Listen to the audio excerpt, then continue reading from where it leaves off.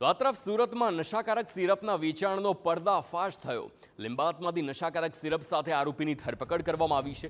મોપેડની તપાસ કરતા નશાકારક સિરપની 79 બોટલો મળી આવી। આરોપી મોપેડ પર નશાકારક સિરપનું વેચાણ કરતો હોવાની બાતમી મળી હતી અને તેના આધારે જ લિંબાયત મીઠી ખાડી વિસ્તારમાંથી આરોપી ઝડપાઈ ચૂક્યો છે। તો આરોપી સિરપ ક્યાંથી લાવ્યો અને કોને મોકલવાનો હતો તે દિશામાં તપાસ શરૂ કરવામાં આવી। રાકેશ ગોરખ શિંદે નામના આરોપીને ઝડપી પોલીસે વધુ તપાસ હાથ ધરી છે।